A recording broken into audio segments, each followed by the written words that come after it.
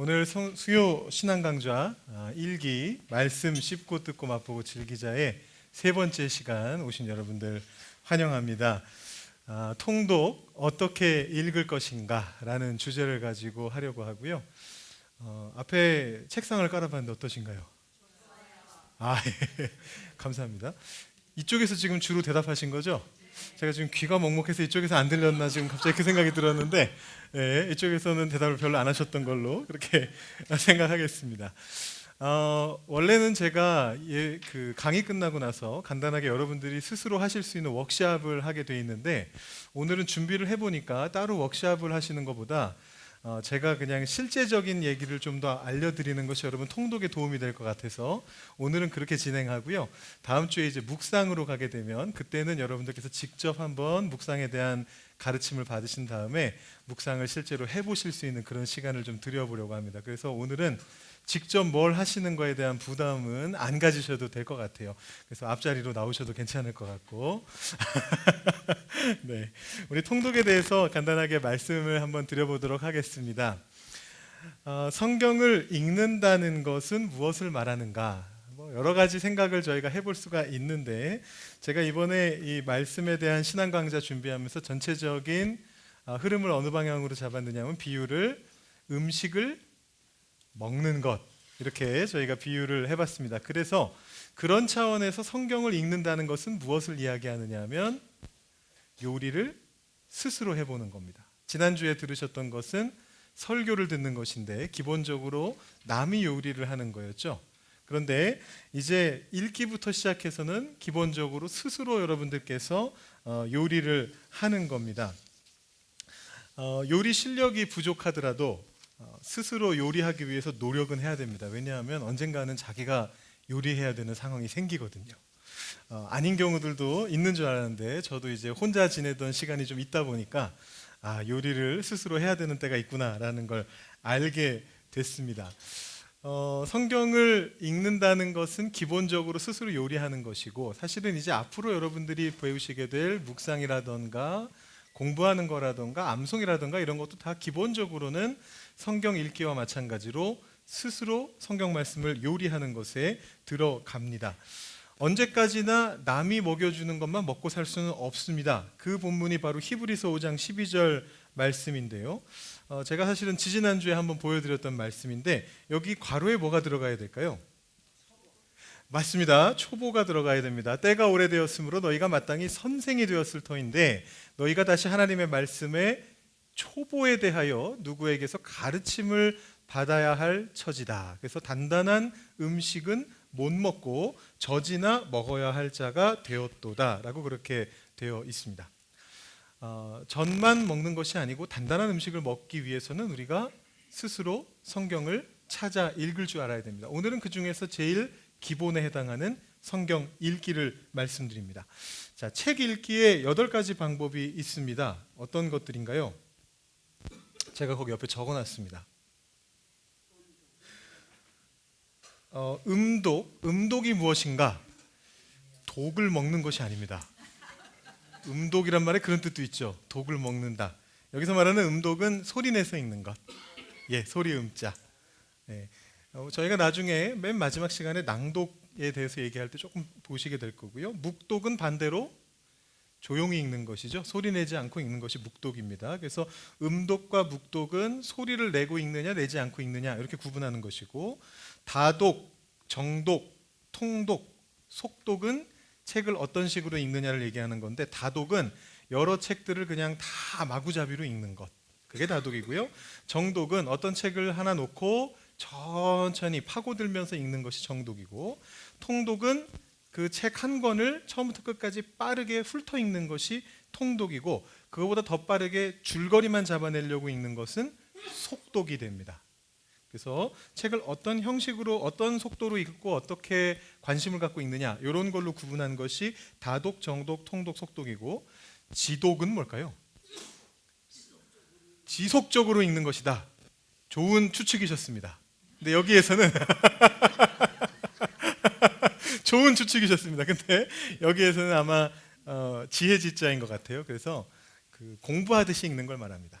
어떤 부분을 좀 깊이 들여다보면서, 그러니까 정독하고 지독의 차이는, 정독은 어디까지나 막 깊이 파고들어서 공부하는 것까지는 아니고 천천히 반복해서 읽으면서 이게 무슨 내용인가 파악하는 것이고, 지독은 정말로 어디 시험 공부 준비하듯이 참고서에 밑줄 치면서 읽듯이 읽는 것을 지독이라고 하고, 적독이라고 하는 것은 이제 찾아 읽는 것, 백과사전 볼 때, 뭐 신문 같은 거 볼 때 어느 특별한 부분을 발췌해서 읽는 것, 이런 걸 적독이라고 합니다.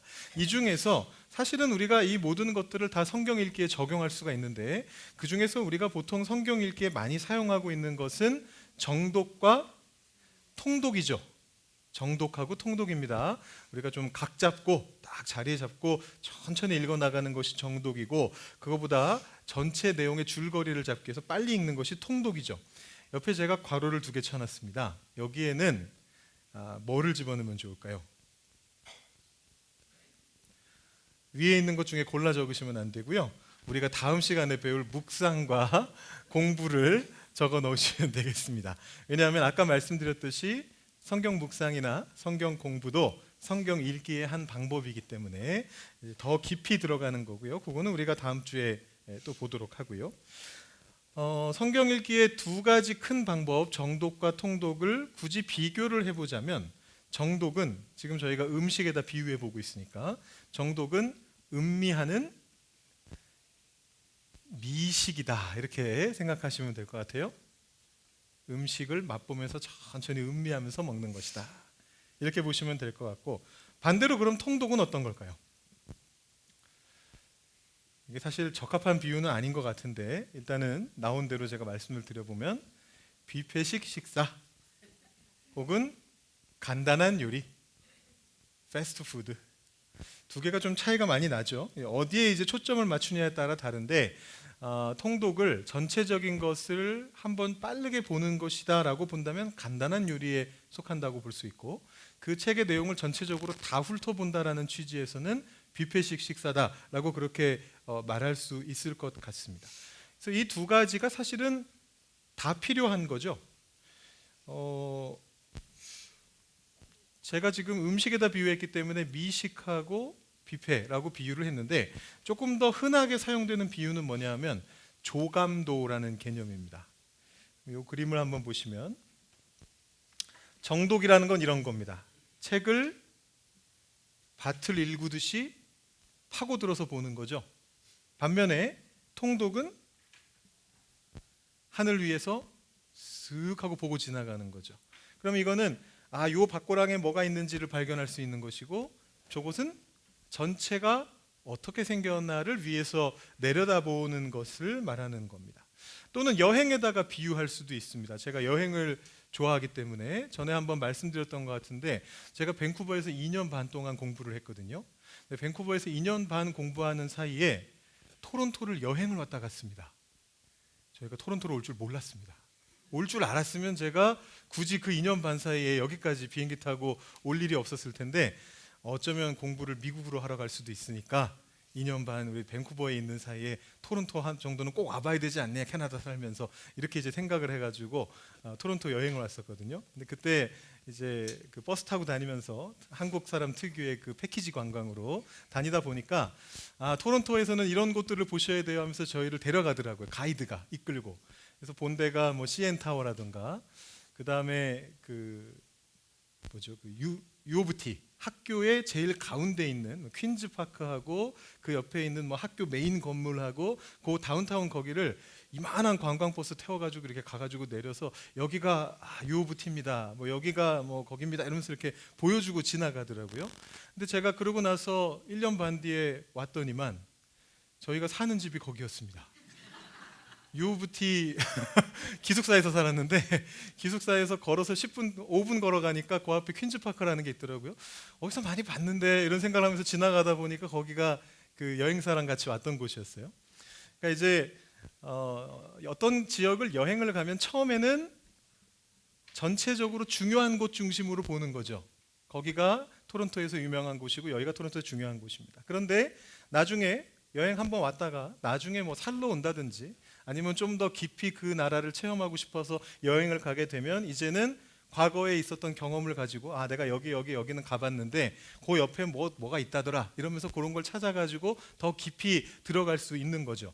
여행과 마찬가지로 성경을 읽는 방법도 통독을 통해서 먼저 전체적인 틀을 알아낸 다음에 정독을 통해서 성경 안으로 깊이 들어가는 것이다. 이렇게 보시면 될 것 같습니다. 오늘은 둘 다 필요한데 그 중에서 통독 쪽에 조금 더 집중을 해보겠습니다. 왜냐하면 여러분들께서 올해 저희 새벽 묵상과 함께 통독을 같이 좀 하고 계시니까 통독 쪽에 조금 더 초점을 맞춰서 한번 진행해 보겠습니다. 이 통독은 전체를 조망하는 방법입니다.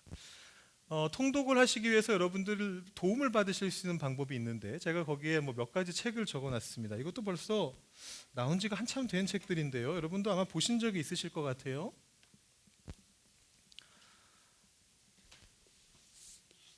혹시 이 책은 아십니까? 성경이 읽어지네. 제가 이 책을 요 앞에 있는 서가에서 집어왔습니다. 우리 교회 도서관에도 있습니다. 성경이 읽어지네. 한국의 어느 목사님 사모님이 쓰신 책인데 이 책을 가지고 성경 일독학교를 굉장히 오래 하셨던 것 같아요. 이런 책도 있고요. 그 다음에 외국 사람이 쓴 건데 테리 홀이라고 하는 사람이 쓴 건데 성경 파노라마. 아마 이 표현은 어디서 많이 들어보셨을 거예요. 요거를 연구하신 걸 가지고 이제 이걸 배워가지고 많은 분들이 구약의 파노라마, 신약의 파노라마 해가지고 각 교회마다 이렇게 다니시면서 요 내용을 교육하시고 또 같은 사람이 지은 책으로 성경 익스프레스 이런 책이 있습니다. 그래서 이런 걸 가지고 도움을 받는다는 것이고 또 다른 책 중에 이건 제가 개인적으로 좋아하는 책인데 바이블 맵이라고 하는 책도 있습니다. 이 앞에 두 책들에 비해서 두 종류의 책에 비해서 저는 이 책이 조금 더 균형 잡혀 있다라고 생각이 들어서 예전에 제가 한국에서 소망교회에서 그 교사들 교육할 때도 이 책 말고 이 바이블 맵이라고 하는 책을 저는 사용을 했었습니다. 그리고 이번에도 한 해 동안 통독할 때 혹시 필요하다면 제가 이 책을 좀 인용하면서 여러분들께 좀 알려드리려고 합니다. 그래서 이런 책들이 있는데 나중에 여러분들께서 이 책들 중에서 혹시 한 권 정도를 빌려가고 싶으시다면 저한테 말씀해 주시면 가져가셔서 한번 보시고 또 통독하는데 도움을 받으실 수 있을 것 같아요. 요거는 제가 요 앞에다가 좀 두도록 하겠습니다. 혹시 여러분 지금 한번 이렇게 보시겠습니까? 돌려볼까요? 보통 그렇게들 많이 하던데 제가 이렇게 이쪽으로 두 권 먼저 드리고요. 이렇게 쭉 돌아가면서 보시면 되겠고 요거는 뒤에서부터 거꾸로 이렇게 해서 넘겨주시면 되겠습니다.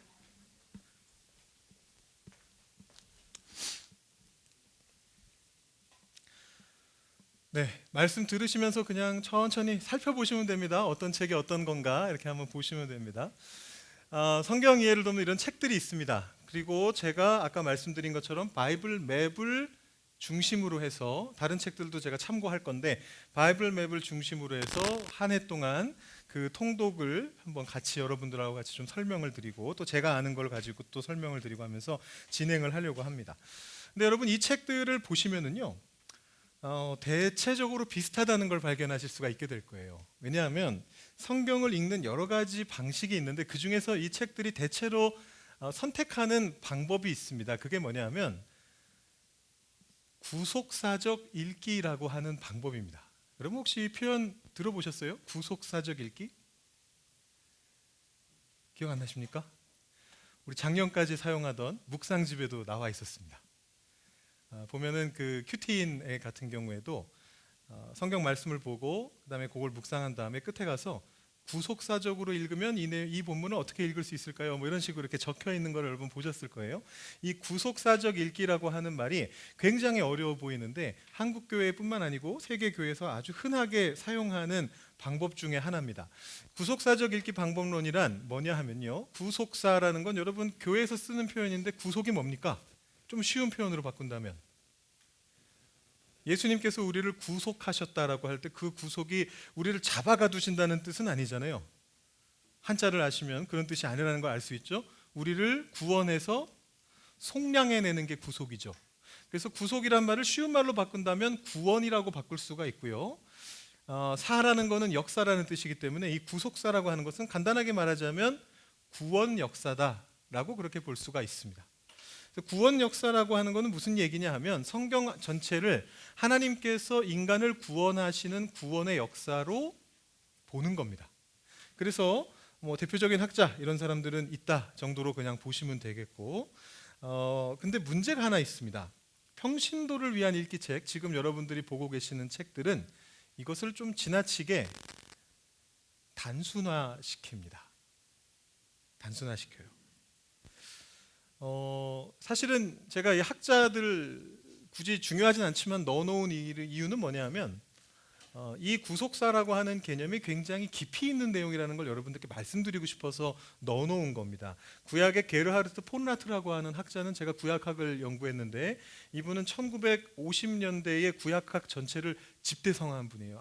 아주 위대한 분 중에 한 분인데, 이분도 이 구속사를 이야기했고, 비슷한 시기에 신약학자 오스카 쿨만이라고 하는 분은 아마 여러분들도 설교 중에도 종종 예시로 들어보셨을 텐데 아주 중요한 말들을 많이 했던 이미와 아직이라던가 여러 가지 중요한 개념을 소개시켜준 그런 학자입니다. 아주 깊이 있는 방법론인데 그거를 평신도를 위해서 도와주는 책에서는 너무 단순화를 합니다. 그래서 이 단순화가 어떤 단점을 보여줄 때가 있느냐 하면, 예를 들어 제가 거기에 지금 구속사적 읽기의 한계 또는 단점 1 해가지고 적어놨는데, 단순하게 구약에서 뭘 찾으라고 할까요? 이 쉽게 그냥 성경 읽을 때 쉽게 보세요라고 말할 때 구약에서 뭘 찾으라고 얘기할까요? 구원 역사로 볼 때. 네, 지금 답이 이쪽에서 들린 것 같았습니다. 예수님을 찾는 겁니다. 나쁜 건 아니죠, 당연히 예수님 찾는 게. 근데 이제 너무 단순하게 이거를 시도하는 거예요. 제가 예시를 하나 알려드려 보겠습니다. 구약 성경에 나타난 101가지 예수님의 형상이라는 책이 있습니다. 이 책에 보니까 야곱과 씨름을 한 여호와의 사자가 누구였다고 했을까요? 바로 앞에서 답이 나왔으니까 예수님이라고 그렇게 주장을 합니다. 여러분 생각엔 어떠세요? 야곱과 씨름을 했던 주님의 사자, 여호와의 사자가 예수님일까요? 아닐까요? 일 수도 있고 아닐 수도 있겠죠. 일 수도 있고 아닐 수도 있겠죠. 그런데 성경에 나오진 않죠. 네. 그러니까 이제 성경 안에 나오는, 구약 성경에 나오는 모든 구원과 관련된 것들은 다 예수님이다라고 그렇게 이제 얘기를 하는 거예요. 어떤 사이버 신학교에서는, 사이비는 아닙니다. 사이버 신학교, 온라인으로 수업 듣는 신학교에서는 뭐라고 얘기하느냐 하면, 출애굽기 33장에서 저희가 얼마 전에 봤던 본문인데 모세가 하나님의 형상을 봤습니다. 주의 얼굴을 제게 보이소서, 그래서 내 얼굴을 보고서는 살 자가 없느니라 하나님 그렇게 말씀하신 다음에, 내가 바위 틈에 들어가 있으면 내가 손으로 덮어서 내가 지나간 다음에 내 뒷모습만 보여주마, 이렇게 말씀하셨던 바로 그 장면인데, 이 형상조차도 사람으로 오실 예수님을 미리 본 것이다 라고 그렇게 적어놨더라고요. 그러니까 이런 것들은 뭐 틀렸다라고 말하기에는 좀 무리가 있지만 과한 해석이다라고 볼 수가 있죠. 근데 뭐 과하게 해석하더라도 이것이 우리한테 쓸모가 있으면 괜찮은데, 이런 해석의 방법이 별로 그렇게 우리의 신앙에 도움이 되지가 않습니다. 그러니까 뭐 구약에서부터, 창조 때부터 예수님을 막 찾아가지고 여기 이것도 예수님, 이것도 예수님, 아무리 찾아봤자 그것이 기껏해야 그 옛날부터 예수님에 대한 예언이 있었나 보다, 뭐 이 정도 깨달음 주는 것 외에는 별반 도움이 안 되고, 그 깨달음이 우리 삶을 바꾸지도 못하죠. 근데 이제 본래의 구속사적 읽기라고 하는 것은 이런 걸 얘기하는 것이 아니고, 성경 안에서 하나님께서 인간에게 개입하시는 순간들 속에서 하나님의 구원 계획을 발견하는 것을 말하는 겁니다. 거기 빈칸에 한 장 넘기시면 구속사적 읽기의 단점 극복 방안이라고 되어 있는데, 거기 괄호에다가는 구원이라고 적으시면 됩니다. 구속사라고 말하는 것은 하나님께서 우리를 구원하시는 역사가 성경에 기술되어 있다는 얘기입니다. 그래서 그 역사 속에서 하나님께서 인간들에게 행동을 하실 때마다, 역사를 하실 때마다 그 안에 하나님의 구원 계획을 발견하는 것이 구속사적 읽기다라는 것을 알고 보면, 이제 뭐 출애굽을 하는데 하나님께서 모세를 보내신 것은 어떤 의미가 있는가, 하나님의 구원의 계획 속에서 어떤 의미가 있는가, 이렇게 해석하면서 볼 수 있게 되죠.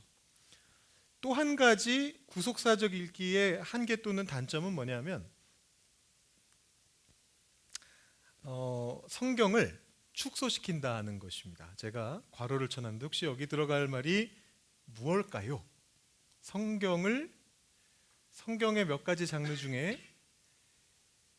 우리의 역사를 다루는 책, 역사서 위주로 축소시킨다는 것입니다. 성경을 우리의 구원의 역사를 다루는 책이다라고 정리를 해버리면 역사만 보게 됩니다. 그러면 어떤 책들이 빠져나가게 되냐면, 손가락에서 빠져나가게 되냐 하면, 예를 들어 전도서, 역사를 다루지 않는 책들, 예를 들어 시편. 여러분들 지금 쭉 둘러보고 계신데 그 책들도 한번 쓱 훑어보시면은요, 시편이나 전도서나 아가서에 대해서는 정말 짧게 다루고 있다는 걸 보실 수 있을 거예요. 왜냐하면 이 책들이 전체적으로 다 역사 중심으로 흘러갑니다. 그래서 성경을 역사서 위주로 축소시킨다라는 단점이 있고, 또 한 가지 단점은 스토리가 없거나 그로부터 벗어나 있는 내용에 대해서 무관심하게 한다는 겁니다. 또 한 가지가 아니고 같은 단점이네요. 그래서 역사 중심으로, 스토리 중심으로 성경을 보게 만들고, 그런 것들이 없는 성경들을 경시하게 만드는 그런 단점이 있습니다. 자, 제가 여러분들께 지금 단점을 계속 설명해 드렸습니다. 구속사적 읽기를 설명드리면서 장점보다 단점을 훨씬 많이 말씀드렸어요. 추천하지 않을 방법이라면 제가 왜 이렇게 단점을 열심히 말씀드리고 있을까요? 추천을 해드리려고 열심히 말씀드리고 있는 겁니다. 구속사적 읽기에 대해서 제가 지금 한계와 단점 위주로 말씀을 드렸지만, 사실은 또 이거만한 읽기가 없습니다. 이 많은 책들이 다 구속사적 읽기를 채택하고 있는 이유가 있는 거예요. 제일 중요한 거는 뭐냐 하면 쉽다는 것입니다. 지금 여러분들께서 앞에 이렇게 책상도 깔아놓고 지금 굉장히 적극적으로 지금 공부하고 계시잖아요. 이렇게 펜도 다 이렇게 하나씩 들고 계시고 받아 적고 계시고 다 지금 그렇게 하고 계셔요. 그렇다고 여러분들께서 지금 신학교 입학하신 건 아니잖아요. 그죠? 그러니까 이 평신도들을 대상으로 성경 읽기를 가르치기 위해서 제일 쉬운 방법이 뭔가 하나의 포인트를 잡아서 가져가는 건데, 그 하나의 포인트 중에 가장 대중적이고 가장 익숙한 게 바로 구원 역사를 따라 읽는 구속사적 성경 읽기입니다. 그래서 사실은 이 읽기 방식으로 읽는 게 좋습니다. 여러분들께. 물론 다른 방식으로도 읽을 수 있다면 읽으면 더 좋겠지만, 기본적으로 여러분들이 성경을 통독하고 읽기를 처음 시작하실 때 가장 먼저 시도할 수 있는 방법이 구속사적 읽기입니다. 구속사적 읽기로 읽어 나가시면서 다만 그 안에서 이런 한계가 있다는 것도 계속 기억하셔야 다른 책들도 보실 수가 있게 된다라는 취지에서 이런 것들을 말씀드리고 있습니다. 예를 들어 여러분들이 유튜브 같은 데 보시면 드라마 같은 거를 요약해 놓은 그런 영상들이 올라옵니다. 오징어 게임 이런 거 처음부터 끝까지 다 보려면 시간이 너무 많이 가잖아요. 그런 사람들을 위해서 막 이렇게 짧게 줄여가지고 1시간짜리 드라마 몇십 시간짜리를 1시간으로 줄여놓는다거나, 아니면 영화 2시간, 3시간짜리를 15분으로 막 요약해놓고 이제 그렇게 해서 대충 줄거리가 어떻게 되나 한눈에 볼 수 있게 만들어 놓은 것들이 있는데, 그런 것들을 그렇게 줄이다 보면 결과적으로 사건 중심으로밖에 전개시킬 수가 없어요. 뭔 일이 벌어졌고 그 다음에 무슨 일이 벌어졌고 그 다음에 무슨 일이 벌어졌고 이런 식으로 갑니다. 그러다 보면 소위 말하는 미장센이 강조된 영화라든가, 화면이 아름다운 영화, 그 안에서 어떤 묘사 같은 것이 아름다운 영화, 이런 것들은 그렇게 요약해 놓고 나면 아무것도 없을 때도 있어요. 스토리라고는 아무것도 없는 경우도 있단 말이죠. 근데 그것이 아니고 우리 성경은 사실은 더 많은 것들을 우리에게 주는 것이다. 다만 우리가 처음 읽을 때, 혹은 여러 번 읽었다 할지라도 아직 성경에 대해서 완벽하게 모르기 때문에 처음에 쉽게 그것을 파악하기 위해서는 역사 중심으로, 구원 역사 중심으로 봐야 한다라는 것을 생각하면 좋다라는 것입니다. 우리가 지난번에 출애굽기를 봤습니다. 출애굽기를 저희가 어제까지 봤나요? 어제까지 출애굽기를 봤습니다. 출애굽기에서 제일 중요한 게 뭐다라고 제가 말씀드렸을까요? 어제 말씀드렸습니다.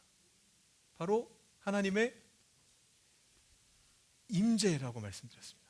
네, 왜냐하면 출애굽기 정 가운데 중앙부에 있는 것도 시내산에서의 하나님의 임재고 19장, 그 다음에 맨 마지막에 40장 맨 끝부분에 성막에서 나타난 것도 하나님의 임재고, 그리고 그 가운데 성막에 대한 설명을 계속 하고 있는 것도 하나님의 임재를 경험해야 되기 때문이거든요.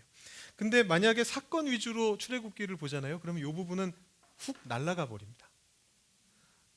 앞에 부분 중심으로 보고요. 출애굽기 볼 때 성막 같은 부분은 건너뛰고 보통 일반적으로 건너뛰고 보통 앞에 모세가 태어나서 모세가 뭐 이렇게 하고 그 부분은 굉장히 중요하게 재미있으니까 스토리로 쫙 얽어서 가고 그 다음에 그다지 중요하지는 않은 솔직히 말씀드려서 그다지 중요하지는 않은 금송아지 사건 이런 것들은 굉장히 강조가 되고 그에 비해서 성막이 만들어져서 그 안에서 하나님 임재를 경험하고 하는 이런 부분들은 그냥 쓱 스쳐서 지나가게 되거든요. 그러니까 같은 책 안에서도 사건 중심으로만 읽게 될 때는 그런 한계가 있고 단점이 있습니다. 그런 부분들을 우리가 인식한 채로 보는 겁니다.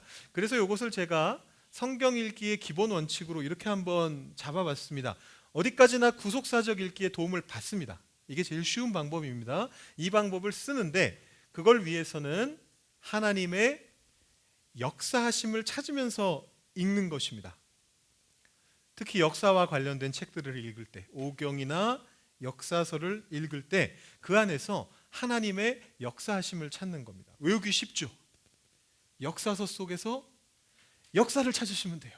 근데 이 역사는 그 히스토리라는 뜻의 역사가 아니고 하나님의 사역, 하나님께서 하신 일 이런 거를 얘기하는 겁니다. 그래서 하나님의 역사하심을 찾으면서 성경을 읽습니다. 출애굽기를 읽으면서 하나님께서 무엇을 하셨는가, 백성들을 어떻게 구원해 내셨는가, 하나님께서 어떻게 임재하셨는가 이런 것들을 보면서 출애굽기를 읽는 거예요.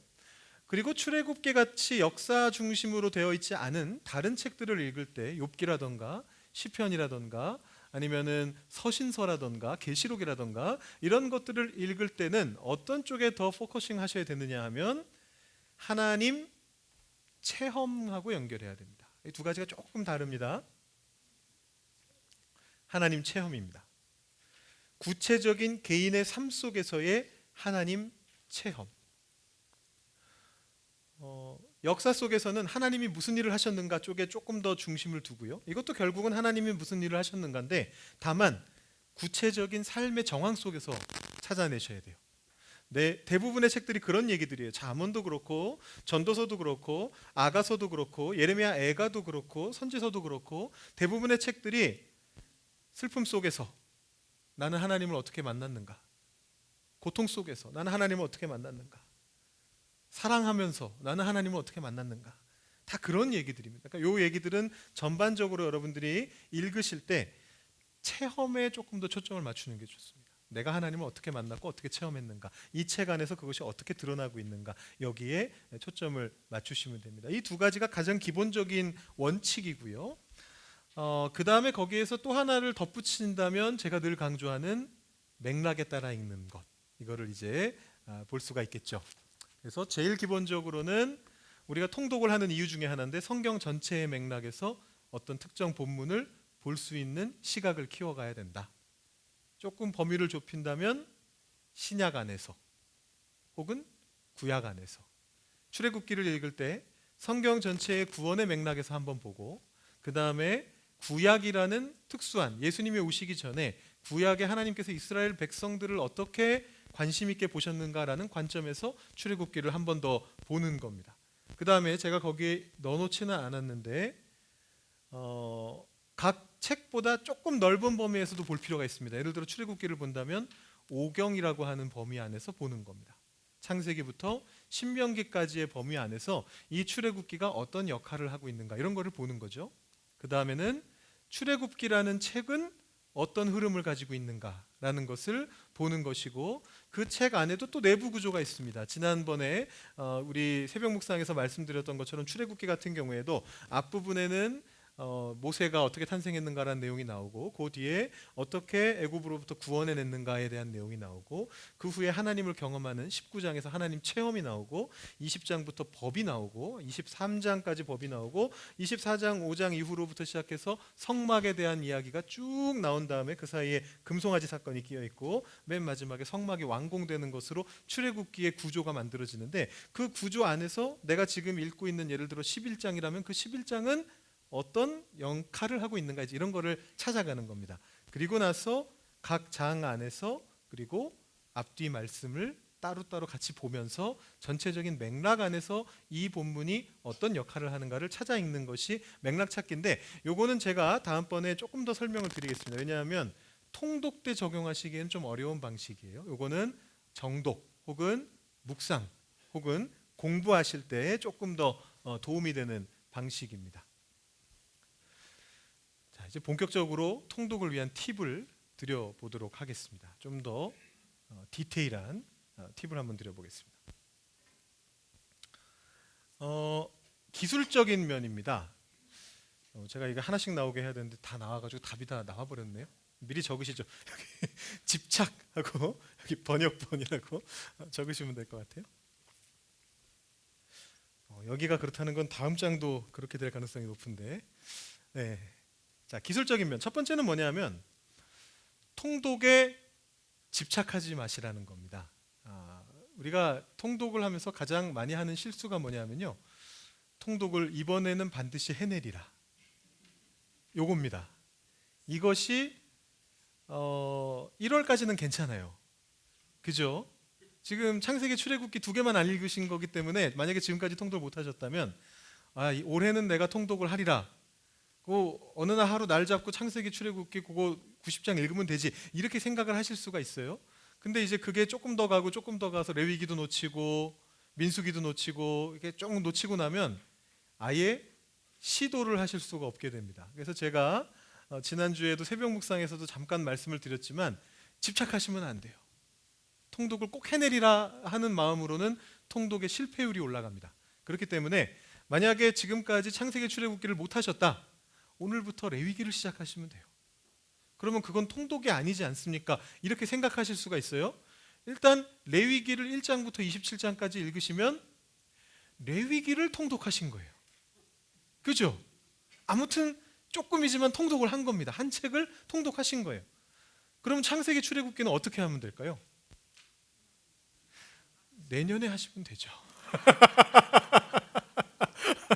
올해만 할 거 아니잖아요. 올해만 할 거 아니잖아요. 집착하시면 안 돼요. 이게 쌓이고 쌓이면 그때부터 못하게 됩니다. 놓치게 되고 도전 못하게 되고. 그래서 여러분 너무 통독에 집착하지 마시고, 내가 뭐 며칠을 못했다 그럴 수 있잖아요. 내가 아파서 드러누워서 못 일어나가지고 며칠 동안 내가 못 읽었다, 뭐 그게 커버가 되는 정도의 수준이고 여러분들께서 어떻게든 여유를 내실 수 있으면 다시 그거를 백업하시면 되는 거고, 그러지 못할 만한 수준이다 그러면 일단 지나가시면 되는 거예요. 나중에 여유가 있는 때가 오실 수도 있고 다음 해에 다시 처음부터 시작하실 수 있고 여러 가지 방법을 통해서 그것을 복구하실 수 있습니다. 그래서 집착하지 마시라라는 것이고, 뭐 꾸준히 시도해야 된다, 이거 너무 당연한 거긴 합니다만 가급적이면 시간을 정하시는 게 좋죠. 날을 정하시고 시간을 정하시고 꾸준히 계속해서 반복할 수 있게끔 만드시는 게 중요하고요. 그 다음에 한 번에 너무 많은 것을 얻어내려고 하시면 안 됩니다. 특히 통독은 그냥 전체적인 흐름 잡는 거예요. 이 통독을 통해서 내가 통독을 한번 마무리했기 때문에 나는 성경에 달통한 박사가 될 것이다. 제가 책이 없어가지고 못 갖고 나왔는데 보여드린 책 말고 또 최근에는 사실은 이 책들보다 더 인기 있는 책이 있습니다. 저의 신학교 선배시기도 한데 개인적으로는 제가 모르지만 조병호 박사님이라는 분, 통박사라고 불리시는 분 혹시 아시나요? 그 책이 많이 나왔습니다. 성경 통독에 대해서 굉장히 많이 가르쳐주고 계시고 최근에 가장 인기가 좋으신 분 중에 하나인데, 통독을 너무나 강조하셔가지고 본인 박사신데 본인 이름 앞에다가 통자를 붙이셨어요. 통박사라고 이렇게 붙이셨어요. 근데 그거는 그분이 정말 박사셔서 그렇게 된 거고, 우리가 통독 한 번 한다고 성경 박사가 되진 않습니다. 그렇죠? 통독이라고 하는 거는 아까 말씀드렸듯이 한번 비행기 타고 이런 데가 있구나 하고 쓱 한번 지나가는 거예요. 가다 보니까 저기쯤 강이 있었고 가다 보니까 저기쯤 산이 있었더라, 그 정도 보고 그냥 지나가시는 거예요. 근데 거기에서 너무 많은 걸 얻어내시려고 하면 또 부담을 가지시게 됩니다. 그래서 만약에 여러분들께서 올해부터 통독을 시작하셨다면, 그리고 그 통독이 처음이시라면 이거는 좀 조심스러운 조언이긴 하지만 통독에만 집중을 하시고 묵상을 조금 포기해 두셔도 저는 좋을 것 같아요. 동시에 두 가지를 다 하시려고 하면 힘드실 수 있어요. 아니면 반대로 묵상에 집중하시고 통독을 다음번 기회로 늦추시는 게 나을 수도 있어요. 하루에 읽는 양이 정해져 있는데 내가 출애굽기 1장부터 4장까지 오늘 통독으로 다 읽었고 그 내용을 대략 파악했고, 그런데 그 다음에 다시 거기서 어떤 특정 말씀을 골라서 묵상을 하고 깊이 들어가고, 물론 여러분들께서 정말 굳은 마음을 먹고 올 한 해는 내가 성경과 함께 동행하리라 굳은 마음을 드시고 그렇게 하실 수는 있겠으나, 그렇지 못하시다면, 하셔야 될 일도 많으시고 바쁘시고 그러시다면 한 번에 너무 많은 걸 얻으려고 하지 마시고 올해는 통독에만 도전해 보시는 것, 그런 방법을 생각해 보실 필요가 있습니다. 가능하다면 소리내어 읽기를 시도해 보라라는 기술적인 또 팁을 드립니다. 소리내서 읽지 않으면 잠들기 쉽습니다. 너무 기술적이죠? 이건 너무 기술적인 얘기라서. 근데 소리내서 안 읽으면 이게 읽다가 보면 잠들 수도 있지만, 잠드는 거 말고 어떤 문제가 생기냐면요, 내가 지금 뭘 읽고 있는 거지라는 물음표가 머릿속에 딱 떠오르게 될 때가 있어요. 이게 읽다 보면 처음에는 분명히 내가 집중해서 읽고 있었는데 이렇게 좀 한두 장 들어가다 보니까 머릿속에서 뭐가 그냥 맴돌고만 있는 이제 그런 경우들이 있습니다. 그럴 때는 소리내서 읽는 겁니다. 그건 사실 정독의 방법이긴 한데, 통독을 하시다가 갑자기 그렇게 막히시게 되는 일이 생기면 정독을 한번 사용해 보시는 거예요. 소리내서 읽어보시면서 정리를 해보실 수가 있습니다. 그리고 다른 번역본을 활용해 볼 것, 이것도 비슷한 얘기인데 이것도 사실은 정독이나 묵상에서도 도움이 되는 방법인데, 내가 읽고 있는데 무슨 얘기인지 잘 이해가 안 될 수가 있습니다. 특히 개역개정판 성경은 고어체로 돼 있어가지고 번역 자체는 아주 우수합니다. 개역개정판 성경은 번역을 아주 잘한 성경 중에 하나인데, 전체적인 말투가 워낙 고어체이다 보니까 읽다가 이것이 쉽게 머릿속으로 안 들어오실 수가 있어요. 그럴 때는 제가 거기 적어드렸죠? 제가 거기 적어드린 성경들의 도움을 받으실 수가 있습니다. 공인력이라고 하는 것은 교회가 공인했다는 뜻입니다. 무슨 말씀이냐면 여러 교회 연합기관에서 공인했다는 뜻인데, 우리 한국 같은 경우 이 공인은 누가 하냐 하면 대한성서공회가 합니다. 그래서 대한성서공회 자체가 한국에 있는 거의 모든 교단이 연합해서 만든 공회입니다. 이름이 공회인 까닭이 있습니다. 찬송가 공회하고 성서공회의 이름이 공회인 까닭이 있는데, 그거가 이유가 뭐냐면 교단들이 연합해서 만들었기 때문이에요. 그래서 대한성서공회에서 나온 개역개정, 그 이전의 개역 한글판, 새번역, 공동번역 개정, 이 세 가지 성경은 원칙적으로라면 대한민국의 모든 교단들이 똑같이 공인한 성경입니다. 다만 이제 여러분들의 배경이 혹시 많이 보수적이시라면 보수 쪽에서는 공동번역은 그렇게 좋아하진 않습니다. 왜냐하면 가톨릭하고 같이 번역한 것이기 때문에. 그리고 거기에는 이제 용어가 하나님 대신에 하느님이라고 쓴다던가 우리가 쓰는 용어하고 조금 다른 부분들이 있어서 읽으시면서 불편하실 수가 있어요. 그런 경우에는 공동번역 개정은 빼시고 새번역을 활용해 주시면 됩니다. 새번역은 개역 성경보다 훨씬 읽기가 편하고 쉽게 되어 있습니다. 자, 그런데 이 공인역의 장점은 여러 명의 학자들이 달려들어서 교회에 공인을 받았기 때문에 안전하다라는 장점이 있고요. 개인역이라고 하는 것은 특정한 한두 사람이 번역한 것을 말합니다.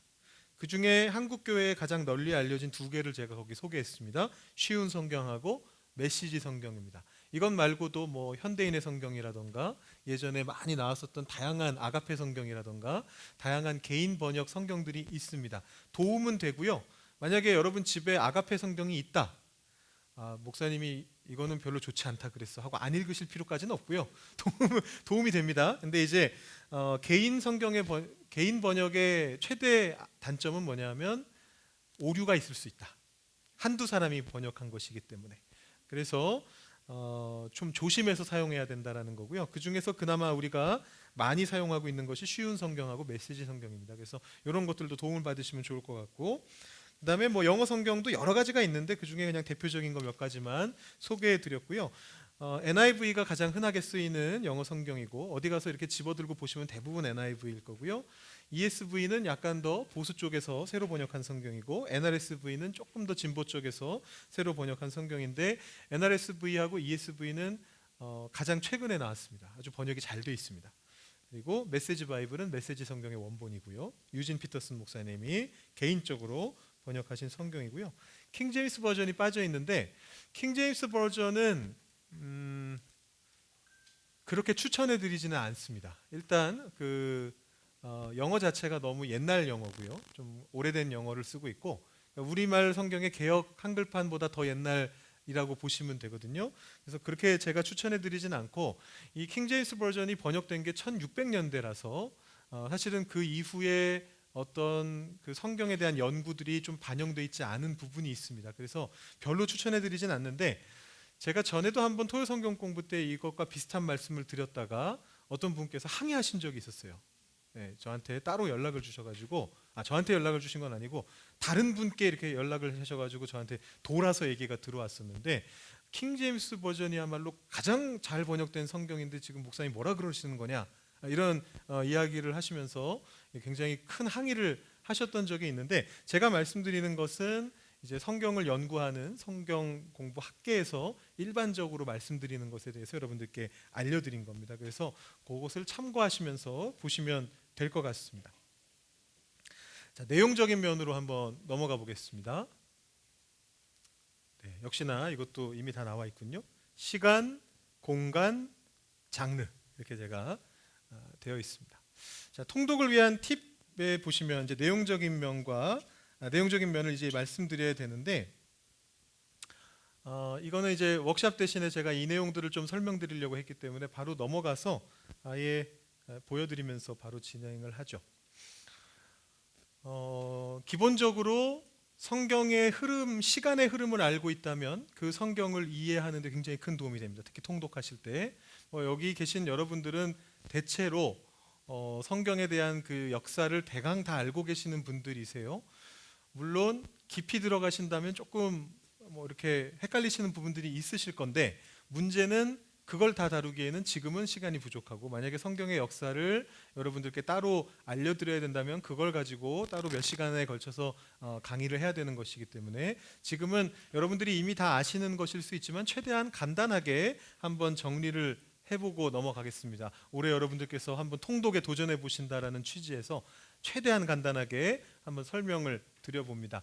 글씨가 잘 보이진 않으실 텐데 워낙 간단해가지고 금방 보실 수 있어요. 창조시대라고 적혀 있고요. 그 다음에 족장시대입니다. 여기까지가 창세기 우리가 이미 본 내용이죠.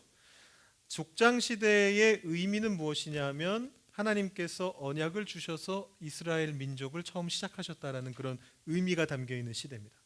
그리고 나서 그 이스라엘 백성들이 애굽에 가 있는 동안에 애굽에서부터 그 사람들을 약속의 땅으로 끄집어낸 출애굽 시대가 있습니다. 그 뒤가 광야 시대입니다.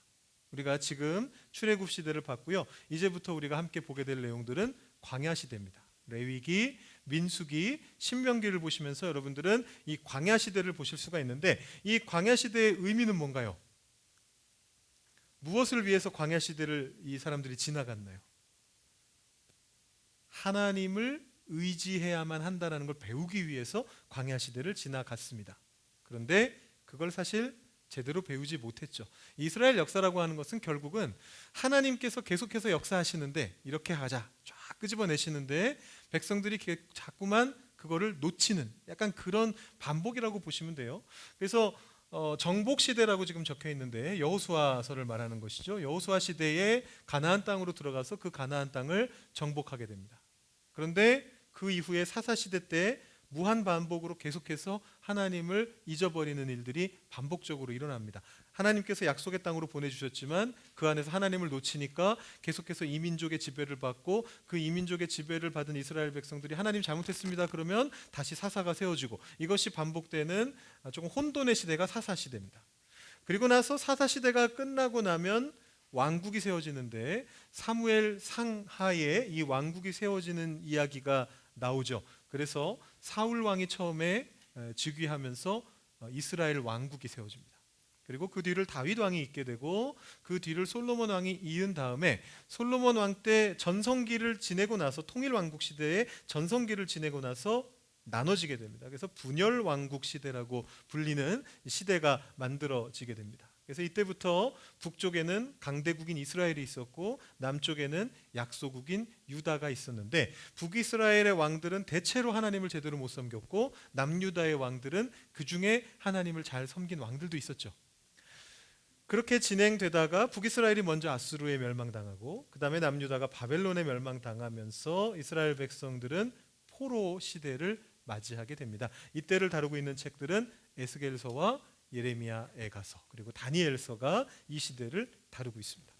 그리고 나서 포로로부터 귀환하면서 포로 귀환 시대라고 하는 시대가 있는데, 이때는 이제 에스라와 느헤미야, 학개, 스가랴, 말라기 책에 적혀 있는 내용들입니다. 성전을 다시 세우고 독립국으로는 있지 못했지만 페르시아의 지배 아래에서 그러나 하나님 뜻대로 살아보려고 열심히 발버둥치던 그런 시대입니다.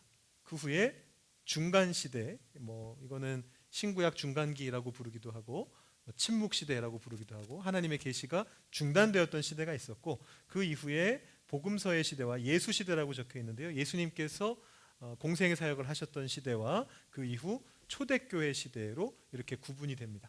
이 기본적인 구분은 여러분들께서 너무나 잘 알고 계시겠지만 한번 머릿속에 넣고서 보시면 역사서는 이 흐름을 따라가면서 보시면 되고요. 역사서가 아닌 책들은 이 책은 지금 어느 시점을 다루고 있구나라는 걸 보시면서 보시면 되는데, 대부분의 책들은 분열왕국 시대입니다. 여러분들이 이 책은 시대가 언제일까? 구약에 있는 책들 중에 이 책은 시대가 언제일까? 잘 모르겠는 책들은 제가 아까 말씀드린 포로 귀환 시대의 학개, 스가랴, 말라기 제외하고는 거의 다 이때쯤이다라고 보시면 됩니다. 제가 말을 안 하고 넘어간 이유가 그것 때문이에요. 포로 시대는 에스겔, 다니엘, 예레미야, 에가고 포로 귀환 시대는 에스라, 느헤미야, 학개, 스가랴, 말라기입니다. 그 외에 나머지 예언서들은 거의 다 분열왕국 시대다라고 이렇게 생각하시면 거의 맞습니다. 그래서 구약은 그렇게 보시면 되고 신약은 대부분의 책들이 초대교회 시대를 다루고 있습니다. 그래서 시간의 흐름을 대략 이렇게 정리해 보실 수가 있고요. 공간에 대해서 한번 생각을 해본다면 이거는 여러분들이 조금 더 어려워하시는 거죠. 이쪽의 지리가 조금 여러분들께는 부담이 되실 거예요. 이런 지도를 보신 적이 있으시죠? 글씨가 좀 흐릿하게 나와 있는데 구약의 세계라고 적혀 있습니다. 여기 지금 여기서 무슨 도시 하나하나를 여러분들께 말씀드릴 건 아니니까 글씨는 모르셔도 돼요. 이 그림만 보십시오. 지도의 대략적인 모양만 보십시오. 어떻습니까? 너무 넓지 않나요? 성경의 세계 왜 이렇게 넓은가요? 여기가 어딜까요? 보이진 않으실 텐데요. 이게 눈살을 찌푸리신다고 보이지는 않을 것 같은데 여기 강이 두 개 있습니다. 이게 무슨 강입니까? 유프라테스 강하고 디그리스 강입니다. 여기도 강이 하나 있네요. 이건 무슨 강일까요? 나일강이죠. 네, 나일강이죠. 여기가 이집트 애굽이라는 곳이고 여기가 이제 메소포타미아라고 하는 곳이고 예전에 바벨론이 여기 있었고 아수르는 요 위에 있었고 이제 그런 건데 제가 이걸 보여드린 이유는 뭐냐면 모르셔도 된다라는 말씀을 드리려고. 왜냐하면요, 알면 좋죠. 당연히 알면 좋습니다. 알면 좋고요. 사실 신학교 가면 제일 먼저 배우는 거고, 신학교 아니더라도 어디에서 예를 들어 성경 통독이나 성경 공부나 묵상이나 강좌를 하게 되면 제일 먼저 보여주는 그림입니다. 어떤 그 성경 읽게 하는데 가르치는 데서는 이거 다 그리게 가르쳐요. 여러분 혹시 그런 거 해보신 적 있으세요? 이걸 직접 그려보라고 해요. 예, 어떻게 그리는지도 알려줍니다. 되게 그리기 쉽게 이렇게 동그랗게 그리고 여기에 어디쯤에다가 숟가락을 그리고 물음표를 그리고 이렇게 해서 알려주면 그대로 대충 이렇게 갖다 맞추면 대략 이스라엘 지도, 대략 여기 지도가 나와요. 근데 문제는 뭐냐면 성경 전체의 역사를 통해서 볼 때 여기가 중요했던 시기가 거의 없습니다. 포로기밖에 없습니다. 예, 포로기밖에 없어요. 물론 아수르하고 바빌론이 쳐들어왔었죠. 유다를, 이스라엘을 쳐들어왔었죠. 그냥 북쪽에서 쳐들어왔다는 것만 알면 되죠. 그 정확히 어디쯤에 있는지를 꼭 알 필요는 없습니다. 그렇게 중요하지 않습니다. 애굽은 그보다 조금 더 중요하긴 하지만 역시나 마찬가지로 애굽도 이스라엘보다 남쪽에 있다. 남서쪽에 있다. 그것만 알면 됩니다. 여기가 정확히 거리가 얼마 정도 되고 여기에 뭐가 있고 이것까지 그렇게 자세하게 알지 않으셔도 돼요. 여기가 중요한 건 출애굽할 때뿐이죠. 사실은. 그래서 여러분들이 진짜로 보셔야 되는 지도는 사실은 이겁니다. 이것만 아시면 돼요. 이것만 아시면 돼요도 사실은 좀 쉽지는 않아 보이시죠. 큰 틀만 보시면 되는데 이건 이제 구약 시대의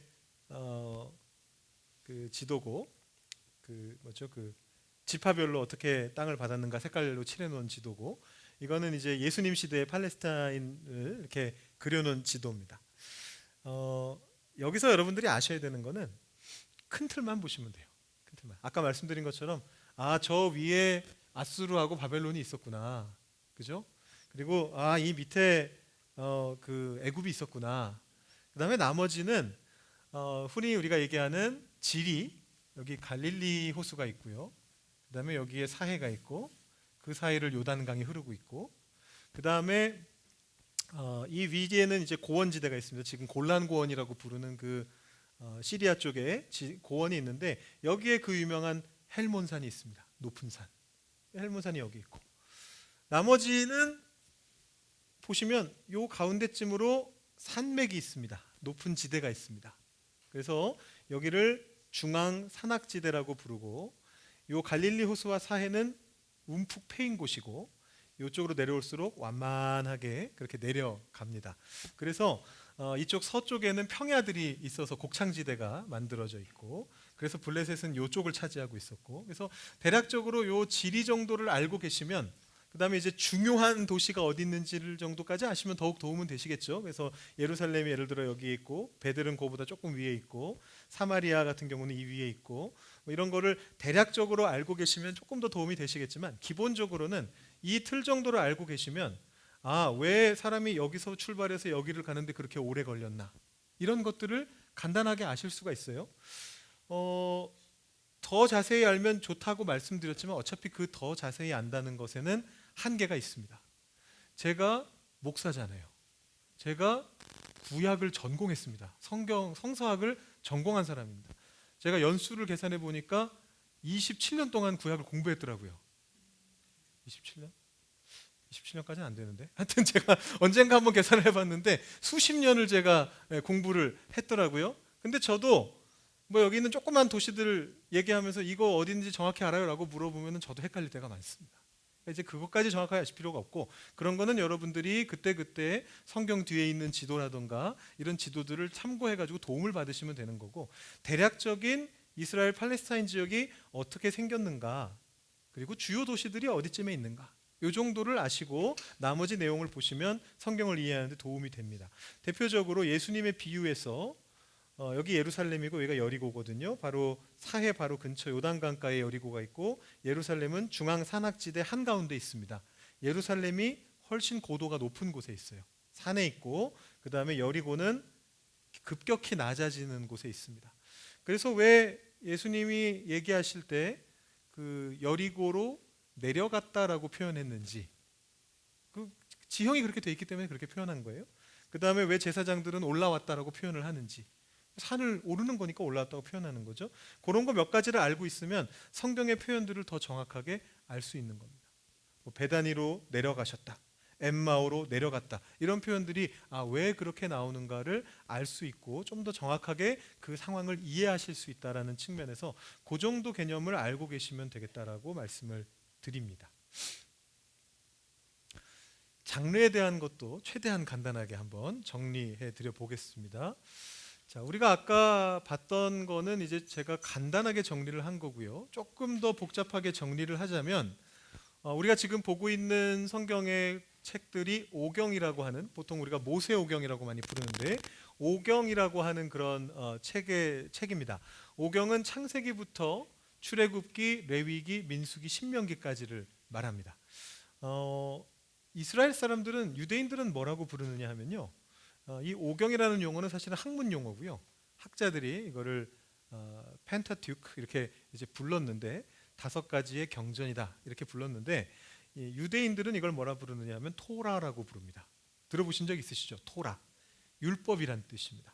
그래서 이 오경은 간단하게 얘기하면 율법책입니다. 성경이 이야기하는 뭐 율법이다, 구약이 얘기하는 율법이다, 신약이 얘기하는 율법이다라고 말하면 그 율법은 거의 다 오경을 말합니다. 예수님께서 신약에서 얘기하시면서 율법과 선지자가 이렇게 말했느니라라고 말씀하셨을 때 그 율법이 바로 오경을 말하는 겁니다. 그래서 오경의 가장 핵심은 율법인데, 물론 오경은 두 가지가 섞여 있어요. 율법과 스토리, 역사가 섞여 있습니다. 그래서 우리가 아까 보셨던 대로 역사가 창조 시대부터 족장 시대 지나서 출애굽 시대 지나서 광야 시대까지 내용이 오경 안에 들어가 있으면서도 오경 안에는 율법이 강하게 결합되어 있습니다. 그래서 출애굽기에서도 20장부터 23장까지 율법의 내용이 들어가 있었고, 레위기는 전체가 율법이고, 민수기와 신명기에도 부분 율법들이 들어가 있습니다. 그 율법들을 우리가 보는 것이고요. 역사서라고 우리가 이름 붙이는 것은 유대 사람들은 전기 예언서라고 부릅니다. 이 역사서도 예언 선지서라고 생각을 했던 것 같아요. 그래서 이 사람들이 구분하는 그 역사서 안에는, 그러니까 그 전기 예언서 안에는 여호수아부터 시작해서 사사기, 룻기는 빠집니다. 여호수아, 사사기, 사무엘 상하, 열왕기 상하, 이렇게 6권의 책입니다.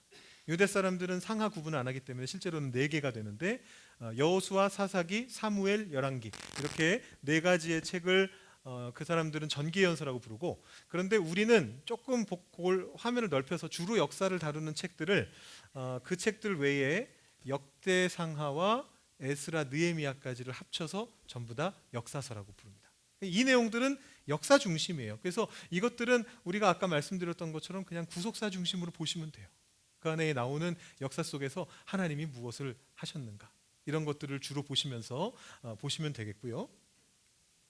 그 다음에 이제 예언서라고 하는 장르가 있습니다. 선지서라고도 하는 장르가 있습니다.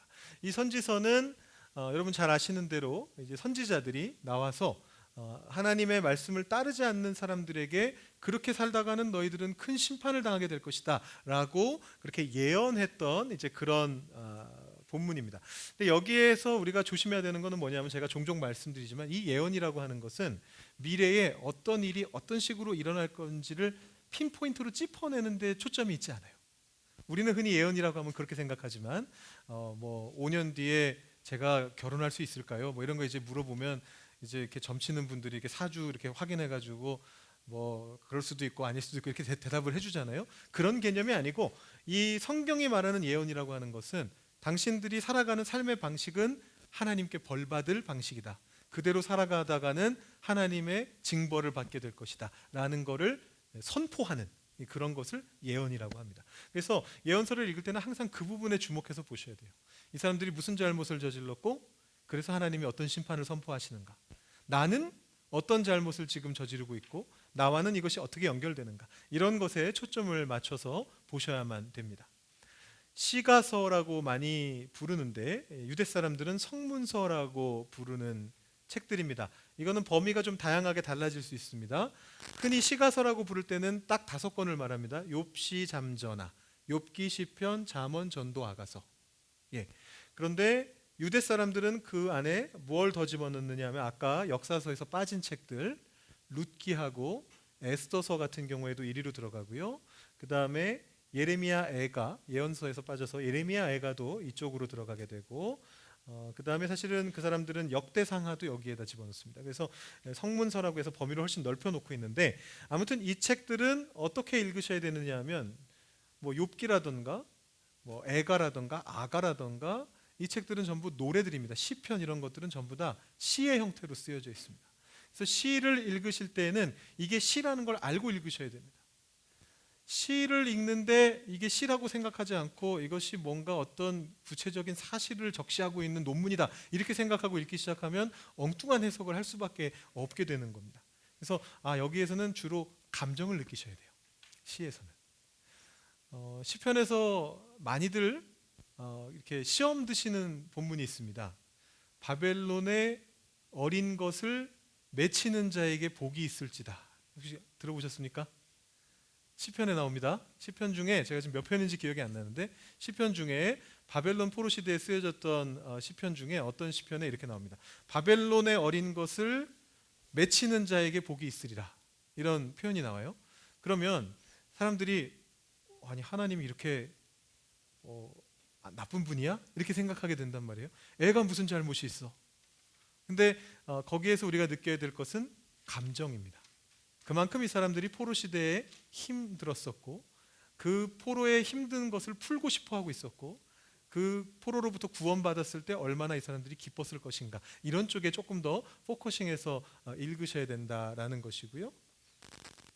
그 다음에 이제 신약으로 넘어가 보시면 복음서라고 하는 장르가 있습니다. 이 복음서는 따로 구분해야 됩니다.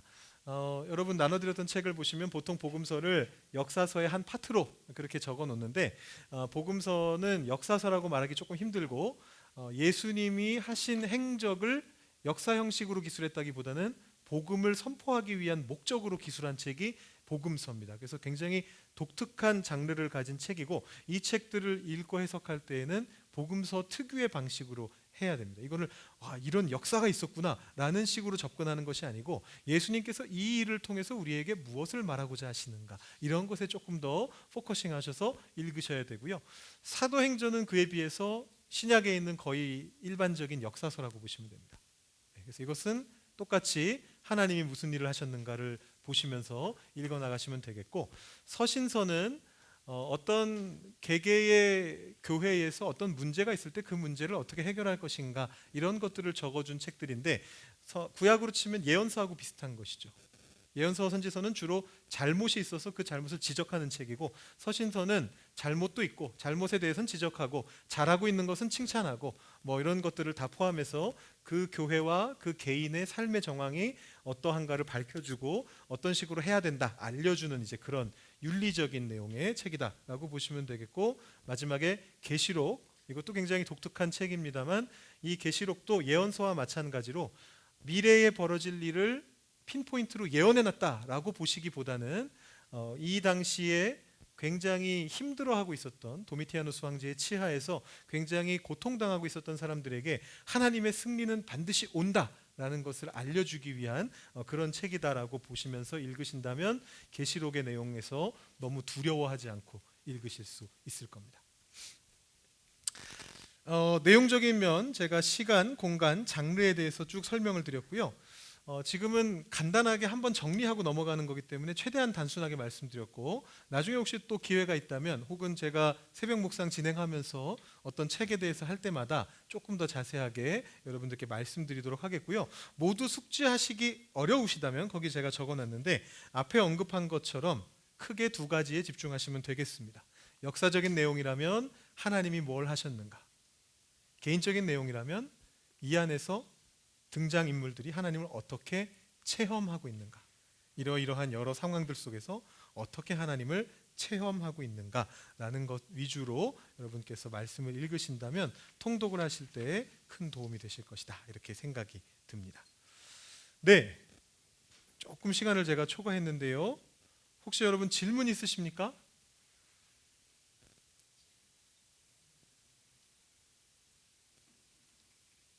네, 김종현 목사님, 질문 없으신 거죠? 네, 네. 네, 오늘은 시간이 좀 지났기 때문에 따로 특별히 질문이 없으시면 여기서 마무리를 하고요.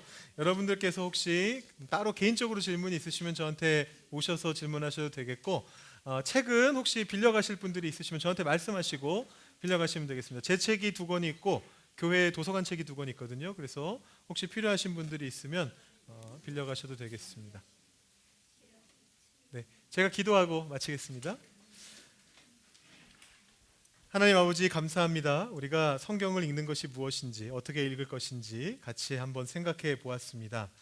하나님의 말씀의 초보에 대해서 남이 주는 전만 먹는 것이 아니라 우리가 직접 하나님의 말씀을 읽으면서 그 말씀을 보기를 소망합니다. 특별히 통독을 하며 이번 한 해 동안에 우리가 새벽 묵상과 함께 통독의 시간들을 보내면서 이 성경이 무엇을 말하는지를 전체적으로 조망할 수 있는 저희가 되기를 소망합니다. 저희에게 용기를 주시고 열정을 주셔서 이 통독을 끝까지 잘 마칠 수 있도록 좀 도와주시고, 여기에 나와 있는 여러 가지 팁들을 활용해서 우리가 포기하지 않고 하나님의 말씀을 통해서 얻는 놀라운 즐거움들을 누릴 수 있는 저희 한 사람 한 사람 다 될 수 있도록 주님 인도하여 주시옵소서. 감사드리며 예수님의 이름으로 기도드립니다. 아멘. 네, 마치겠습니다. 감사합니다.